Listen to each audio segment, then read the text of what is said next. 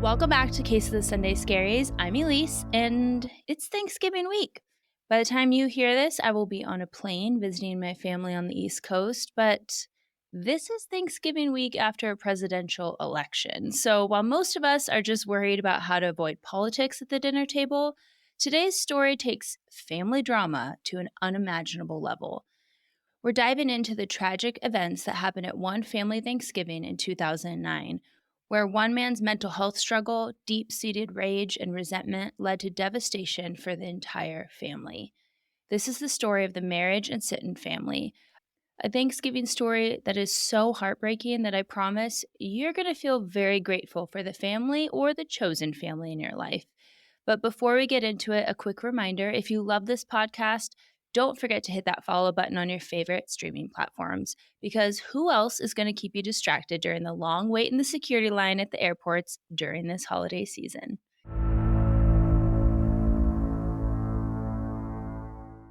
Let's start by painting the picture of this Thanksgiving. It was being hosted at the Sitton home, and like a lot of families, they had a big, warm celebration. This wasn't just a small dinner with turkey and a side of cranberry sauce. No, no, no.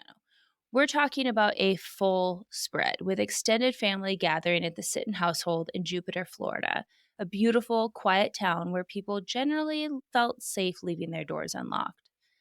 On Thanksgiving night in 2009, Jim and Mariel Sitton hosted about 16 people.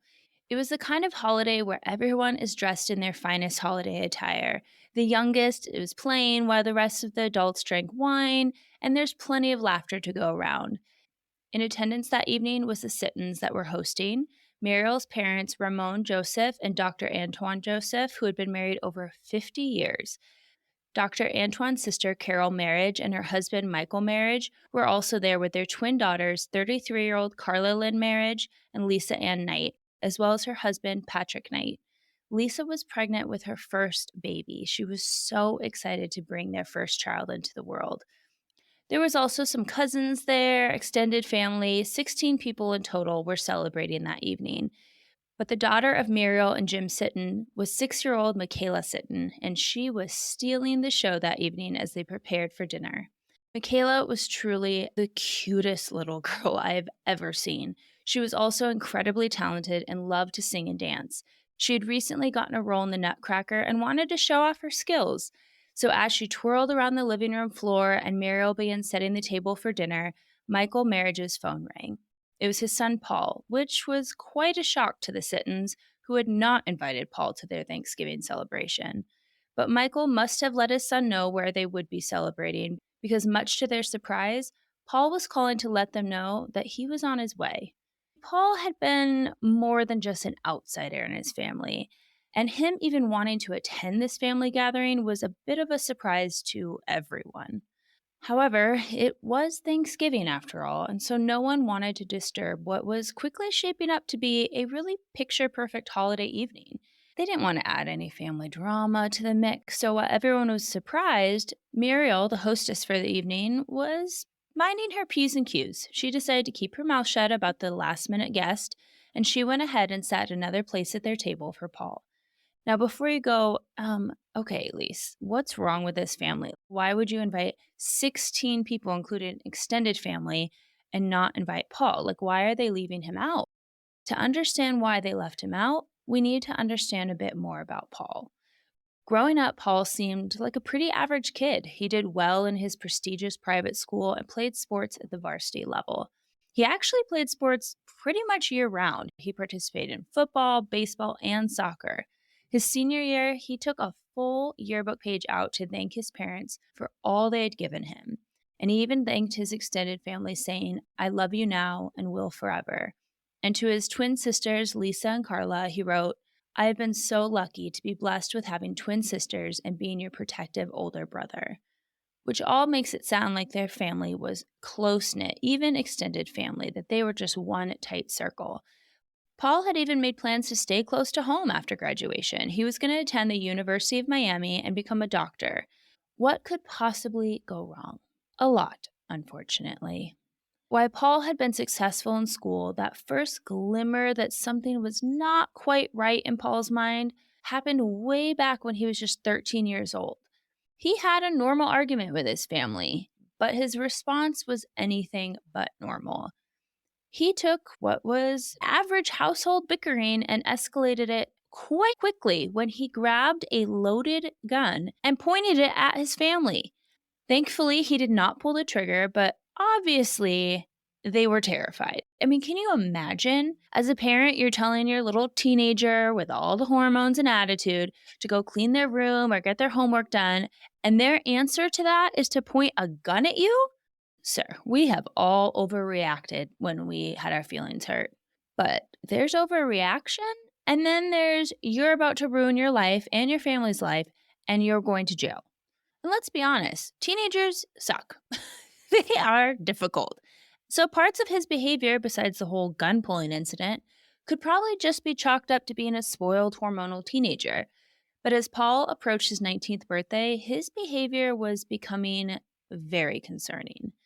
Of course, there's no specific time that people are going to start showing the signs of mental illness. However, it is really common that if someone is going to struggle with mental illness, especially men, those symptoms, those little something seems off here, is going to escalate around the ages of 18 to 25. And of course, depending on the mental illness, this can have some pretty devastating effects. Paul was diagnosed with severe OCD and depression and began suffering with insomnia. Paul was really struggling. He even started to lose his hair as a teenager because he was so anxious. And due to his OCD and fear of germs, he started taking showers that sometimes could be hours long. It was really crippling to his life. I also want to know what kind of water heater his parents had that he could take a shower for hours and hours without it being frigid. But maybe he was doing cold plunge before cold plunge was cool. Paul was no longer capable of attending college and becoming the doctor that he had so wanted to be. Of course, suffering from mental illness is nobody's fault, and this wasn't Paul's fault. It sounds like he was really struggling to cope. His hopes for his future were quickly slipping away, and Paul, very tragically, attempted to take his own life by shooting himself. Thankfully, he recovered from his injuries, but this attempt shows just how much Paul's mental illnesses were impacting his life. His parents allowed him to live at home, and basically, they took care of all of his financial needs because he couldn't hold down a job. Paul's problems didn't just end there. He would also obsess over thoughts. We have all experienced what we've perceived to be a slight by someone, a weird look, a strange comment. But Paul would ruminate on these thoughts, and it would turn from potentially just a miscommunication, nothing to be taken personally. And for Paul, it would turn into a grudge that he would hold on to against anyone he perceived had wronged him. His relationship with his sisters became quite strained, but his parents wanted the best for him and really tried to get him into counseling and to regularly take the medicine prescribed to him. Unfortunately, like many people, Paul would take his medicine, feel a bit better, and then think, I'm better. I don't need this. There's nothing wrong with me. I'm fine. And then he would stop taking his medicine. And this was without the approval of his doctor, which we know can just exacerbate an already difficult situation. When you are on antipsychotic or SSRI medicines, you have to be weaned off them under doctor supervision. And he was just going on and then off and on and off willy-nilly. Paul would hold on to these grudges, especially towards those that were closest to him, his family. He blamed other people for what he perceived to be his own failures, whether it was his inability to hold down a job or continue his education past high school. He felt it was everyone else's fault. Again, mental illness isn't Paul's fault, but it also wasn't his family's fault either. But somehow, Paul felt like it was. In 2009, Paul finally moved out of his parents' home into an apartment that they had bought for him, while he started working on a plan. Not a plan to get a job, not a plan to change his life around, a plan to acquire some guns. Paul went into 2 different gun shops and bought multiple guns, 4 in fact. The owner of one of the gun shops said that he bought 2 pistols and a semi-automatic rifle. He also mentioned Paul did have a concealed license permit. And if you're anything like me, you hear that and you think to yourself, wait a minute. This guy has a long history at this point, because he's in his 30s now, a long history of mental health issues, including shooting himself with a gun. How was he allowed to purchase a gun, much less 4? Florida law does have a 3-day waiting period, but unless a judge has institutionalized someone to a mental health facility, when he went to the gun shop and was asked, "Hey, do you have a history or are you being treated for any mental health disorders?" Paul could just lie and say, "Nope, everything's good here. Nope, nope, not me. Nothing to see here, sir." And the owner of the gun shop obviously has no way of knowing because only an order by a judge to be institutionalized would show up on a background check when purchasing guns. Welcome to America. Now, before you start rating me badly because you love the Second Amendment and you think I'm saying that no one deserves to have guns, let me just remind you. I grew up in Alaska. I grew up around guns not only as a safety measure to protect your home, but because most of the wildlife in Alaska can kill you. So I'm certainly not saying that I think that people shouldn't be able to own guns. I think that they should. But I do think there's something to be said for having stricter background checks, especially when someone like Paul has a history of violent behavior against themselves or the others with guns. And yes, I realize that people with an intent to get a gun can purchase them illegally. Where there's a will, there's a way. But how many of us really know offhand a person willing to face charges to get us a gun illegally? Anyways, Paul also pulled out $12,000 from his bank account. How does a man who has never held down a job have $12,000 in his account? If I were to guess, when he moved out of the house, maybe his parents gave him money for furniture or to get him started out. Or maybe it was meant to pay rent for a certain period of time at the new apartment. Who knows? But he pulled that money out and on Thanksgiving made the call to his dad saying that he was on his way to the Sittons for the Thanksgiving celebration. As I said before, Thanksgiving Day at the Sittons, it was a vibe. It was out of some Christmas Hallmark Lifetime movie. Food was being prepared and laughs were being shared amongst those in attendance.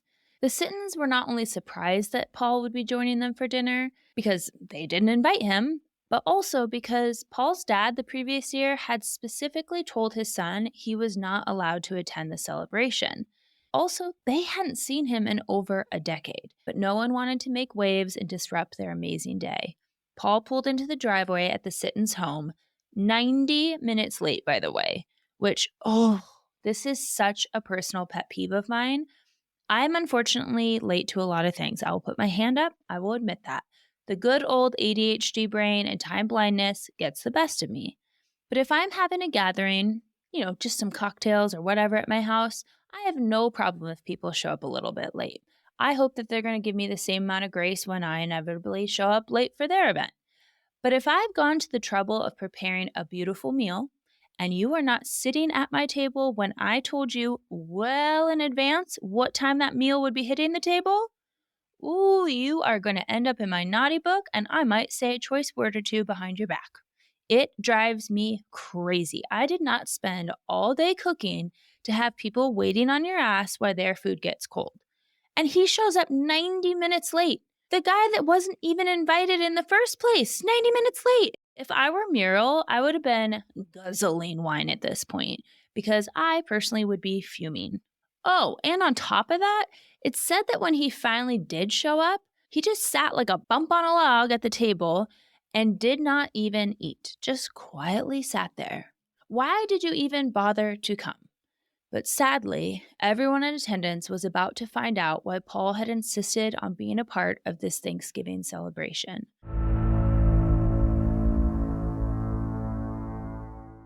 After dinner was done, Paul's twin sisters sang around the family piano, and 6-year-old Michaela just had to show everyone a bit of an impromptu dress rehearsal for her parts in the Nutcracker that she would be performing in the next day. Then her parents took her upstairs, changed her into her Tinkerbell pajamas, and tucked her into bed. Paul excused himself and went outside. He was outside roughly 20 minutes, and Jim assumed that maybe he went outside for a cigarette. What no one could expect was that when Paul came back into the house, he was armed with a gun. He first turned the weapon on his twin sisters. 33-year-old Carla and Lisa were first to be shot. Both sisters died from their injuries. And keep in mind, his sister Lisa was pregnant at the time. Lisa's husband Patrick was shot in the abdomen, but he remained alert enough to witness the continued horror that would happen in that house. Raymond, Paul's aunt, was shot in the shoulder, and her husband, Dr. Antoine, rushed to her side trying to stop the bleeding. Paul walked toward them, and with Antoine trying to assist his wife of over 50 years, Paul put the gun point blank to her chest and pulled the trigger. He shot her point blank while her husband was just inches away. Thankfully, when Paul turned the gun on his uncle, the gun was jammed. He tried to shoot again, and nothing. He unloaded and reloaded the gun as he made the comment, "I have been waiting 20 years to do this." Can you imagine the sheer chaos that was happening in that house? 16 people just sitting around, enjoying a beautiful meal, entertainment by their family members, and then gunshots ring out? Many of the family members, thankfully, were able to escape outside. But I think it's best to let Jim Sitton, Michaela's father, describe the horror of what happened next. Well, it was a Thanksgiving dinner. After dinner, my little girl had a presentation. She played piano she recited the Psalm 100 by memory, and it was just a God-honoring type. Mm-hmm. And the twin girls that were killed, they sang Via Dolorosa and a couple of the songs, and Paul, the shooter, just sat there quietly, and then towards the end of the night, right when we're about to begin the goodbyes, he stepped outside. I thought he was going to go smoke a cigarette or something. And then I don't know, I think he came around the back of the house or something, came in the back door, is my recollection. I don't know what they found. I never saw him after that, but I saw Carla drop and her purse hit the ground, and I heard a pow, and I thought that she had a gun in her purse, and it went off. So I started telling everybody, back up, back up. And they heard pow, pow, pow, pow, and screaming and just pandemonium. We ran out the back door, and I thought the gunman was chasing us. And so I thought I was leading the gunman away from my baby. And then my wife tells me, you got to get Michaela, you got to get Michaela. And I asked my neighbor, you have a gun? You have a gun? I got to go back in. And he didn't have a gun. And so I started trying to break her window with my shoulder, so I didn't have to go in the house just to pull her out. And the second time I hit it, it didn't break, and I hear pow, pow, pow, and, oh, God, and then I'm like, that's it. I came in the front door, and he was gone, and she was dead, and we worked on her until we never got life. I'm so sorry. I'm so sorry. Paul had never met Michaela before this night. She had never done anything to him. She didn't even have the time to do something that he could perceive as something bad, because we all know that Paul holds these grudges against people for literally anything. He entered her room, and as this little 6-year-old innocent baby was asleep in her bed in her Tinkerbell pajamas, he shot her in the back and the hip, and then turned to leave before going back in and shot her in the head. Jim Sitton said, "I don't think killing Michaela was part of his original plan. He thought that maybe Paul was jealous when he saw the family just doting on the youngest attendee and delighting in her singing and her dancing." Jim said he tried to snuff out the light. He came into a baby's room. He saw her innocence, and he walked in and purposefully killed her. Hours before Paul had entered the home, Paul's mother had actually made a remark to her daughter Lisa, saying, "I hope he doesn't come and kill all of us tonight." And Lisa responded, "Mom, it actually came to mind, but don't say that to Dad because Dad's going to get upset that we had such ideas." That night, Lisa and her mother's fear would be realized. In a matter of minutes, Paul had become a murderer, a serial killer, in fact. When the gunshots quieted, 5 of their family members would never see another Thanksgiving. Carla, Ramon, Lisa and her unborn child, and Michaela were all dead at the scene. A cousin named Clifford had been grazed by a passing bullet but was not seriously injured. And Patrick Knight, who watched his wife and the mother of his unborn child die in front of him, would spend the next 3 months in a medically induced coma before finally regaining consciousness. After the attack, Paul calmly left the house. He just gets in his car and drives away like nothing happened, leaving all of this devastation in his rearview mirror. Paul had slipped away into the night, and for quite a while, no one knew where in the world he could be. Police suspected that he wouldn't have had the guts to go far because he had been so sheltered his whole life, And they thought, unlike most criminals who, God forbid, were to do something like this, you would want to get as far away as quickly as possible from the scene of the crime. But they thought, Paul's really never gone anywhere. His family's been taking care of him this whole time. His parents have definitely kind of coddled him a bit. So maybe he would actually stay around the area in a place that made him feel a little bit more safe. But where? They just didn't have any idea. The story gained a ton of news coverage, but especially so because Jim Sitton had worked for the local news as a videographer for years. That's actually where he met his wife. This was one of their own. His daughter had been taken away from him so brutally, and this now became personal to them, to find the man who was responsible. Christmas came and went, and by January, Paul was still on the run. Now that I say that, let me just expand on that real quick. Not only has this man destroyed his family, figuratively and literally, but can you even imagine what Christmas was like that year? They spent December planning the funeral services of their family members and being by the bedside of another family member in a medically induced coma. I cannot fathom what Christmas must have felt like, being in the home that once had your 6-year-old child performing carols at the piano. The silence must have been deafening. All the while, the man that did this, you have no idea if he's going to come back. Is he going to show up at your door? There isn't a second of peace this family got to even begin the grieving process. But there is some good news, because one of my childhood idols was about to step onto the scene, John Walsh. Did you guys ever watch America's Most Wanted? It was one of my favorite shows. He decided to cover this story with Jim Sitton by his side, pleading with the public to help find Paul. And because of the shock of this story and family members being taken out by their own family member on Thanksgiving, people really took notice.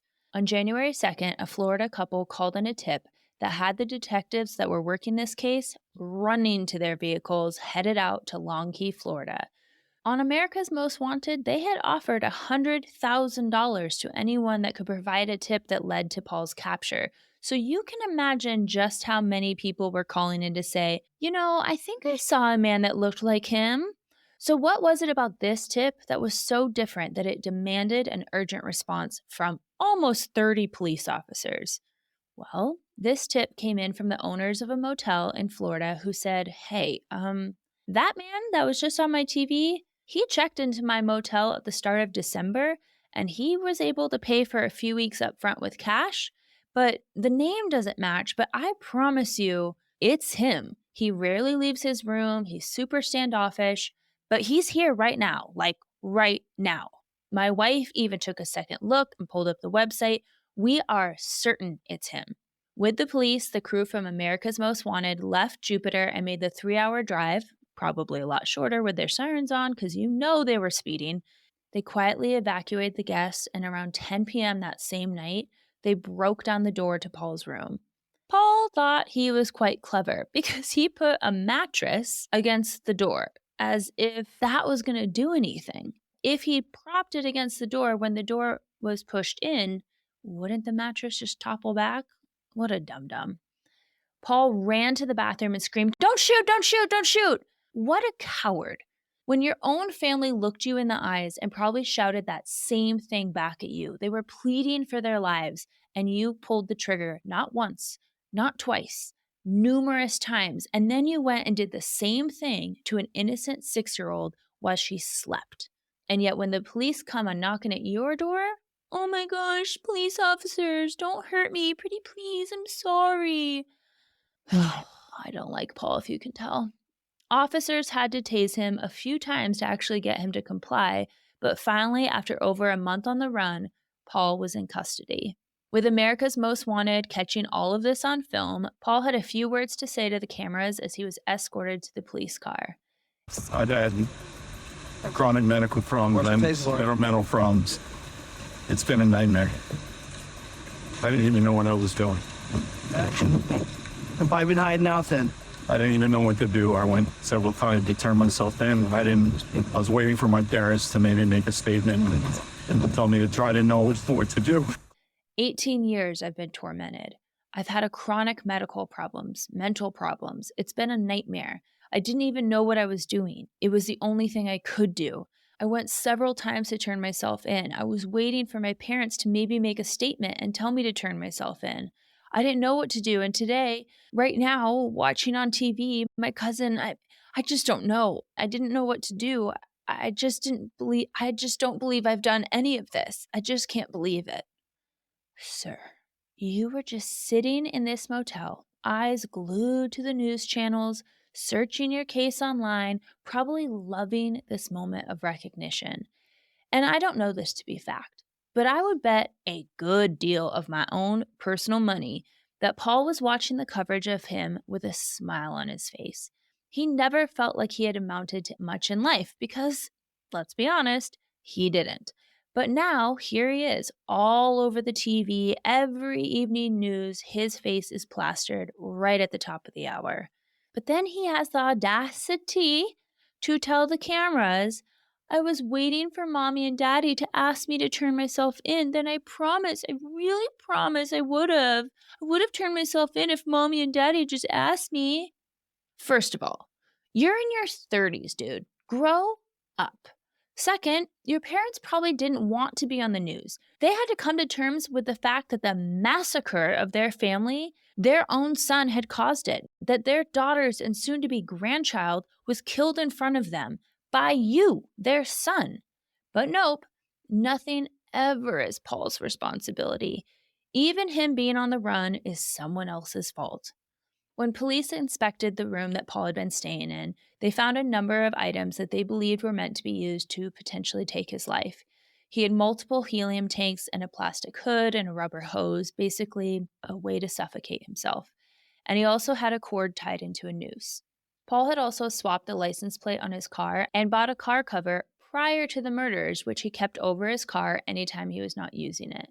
And don't even start with the I don't know what I was doing, Paul, because you had malice aforethought enough that in the days, multiple days leading up to this Thanksgiving, you were not only purchasing guns, but stockpiling what would be needed so that you could stay on the run. You took out 12 grand, you got a car cover, you went and bought these guns, and there was a waiting period, so you had to sit there and think on it and say, for these 3 days, do I really want to go pick up those guns? And the answer to every single one of those questions in your mind was yes. I think that Paul probably had these items in his room that the police thought were to take his own life as a backup plan of sorts. That maybe if for some reason the police led on to the media that they knew where he was, then maybe that was his way out of not having to face any jail time. But who knows? When Jim Sutton found out about Paul's arrest, he thanked John Walsh, saying, we want to thank you for everything you did, entering into our nightmare. And this is any parent's worst nightmare. I don't know how parents go on after losing a child. It's so against nature, right? You aren't supposed to outlive your child. It's not that she died from a terrible illness. She died because some jackass decided that he didn't like how his life was going, and so he was going to snuff out the life of a 6-year-old girl and her family members. How do you even begin to recover from that? I'm not a parent, but I just don't know how you see through that bitterness and anger that would just be all-encompassing. With Paul in custody, he really played up the whole insanity defense, in my opinion, of course. He acted like he had no memory of that night and even said to an officer, so, what are we doing here? What's the worst case scenario? 1 year, 2 years? What are we looking at? And we know Paul struggled with mental illness. There's no question about it. But he also knew damn well what he was doing was wrong. Because again, he went out and got $12,000 out of the bank. He got a car cover to hide his car. He swapped the license plate so that police or people passing by wouldn't notice his car. He went and bought guns. He planned to kill his family and go on the run. And there's no ifs, ands, or buts about it. And if you're unable to comprehend right from wrong or the consequences of your actions, then he would have just stayed at the scene. There'd be no reason to try to cover up his actions because he wouldn't have done anything wrong. I think it's obvious that this was always the plan. And don't forget, he said in the middle of it that he had been wanting to do this for 20 years. If he was unable to comprehend right from wrong or the consequences of his actions, then he would have no reason to try to cover it up.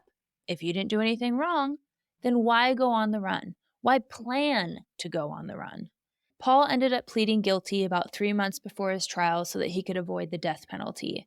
Some members of the family were not happy about this, which I'm never going to pass judgment on this. I've never been in this position, and I don't know what I would want if I were in this position. On one hand, I think it makes sense to accept a plea because you don't have to see the evidence, the pictures of your dead loved ones, hear about it by medical examiners. You don't have to continuously relive it. And that might be good, especially in a death penalty case where there is always an appeals process.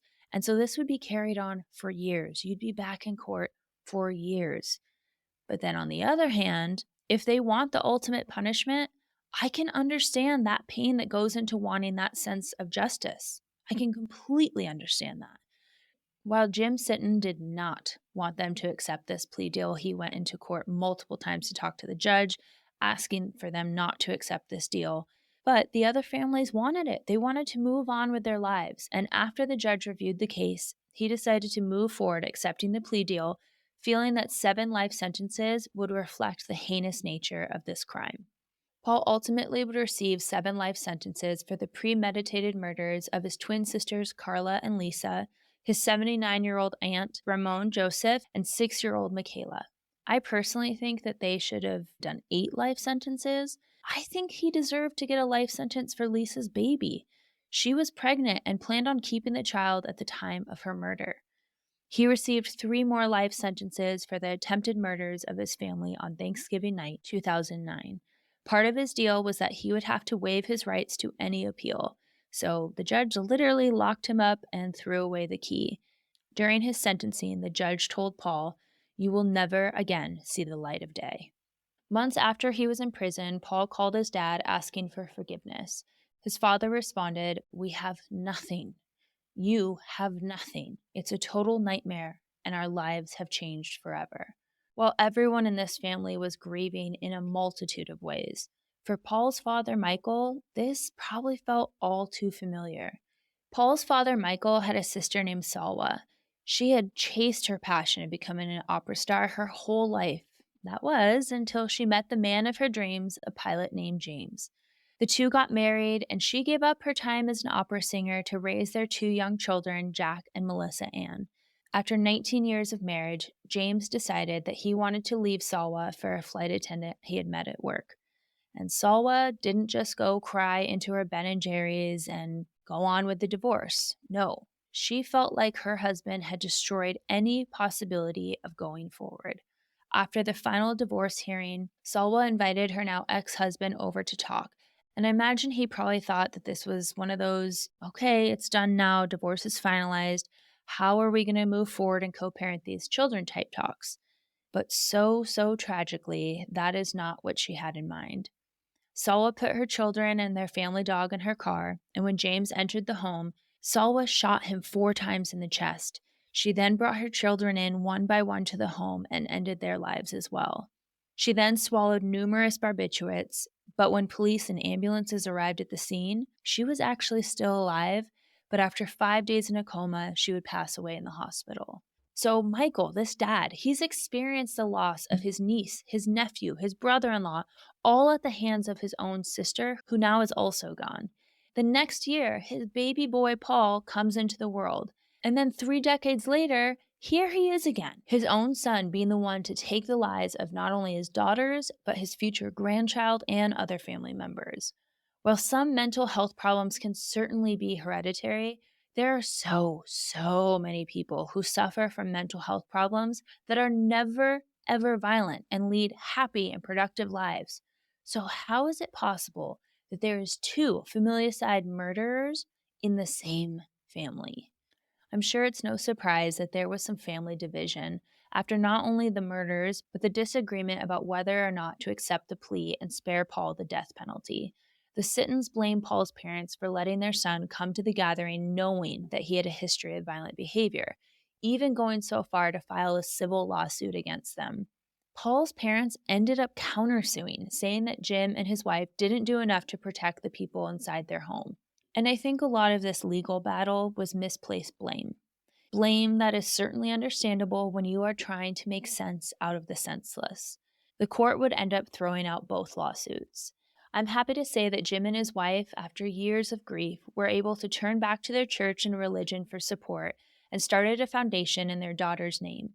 They went on to welcome 2 more children, 2 young girls who have a passion for music just like little Michaela. As for the rest of the family, they seem to have just carried on with their lives privately, not wanting to talk to the news and just doing their best to pick up the pieces that Paul left behind. This story is hard, and while I try to find some sort of lesson when I talk about these cases, some takeaway, I don't know what I can take away from this story except complete heartbreak for this family whose memories of the holidays were forever altered one Thanksgiving night. So maybe in honor of those who lost their lives so tragically, whether you are gathering for Thanksgiving this week with family or chosen family, remember to tell the people you love that you love them. And if you are not celebrating, or this year you find yourself spending Thanksgiving alone, know that I love you. And I am so, so thankful for the time that you take out of your week to be here with me. I hope you all have a safe holiday week full of turkey naps and belly laughs. I will be back next week, but as always, until then.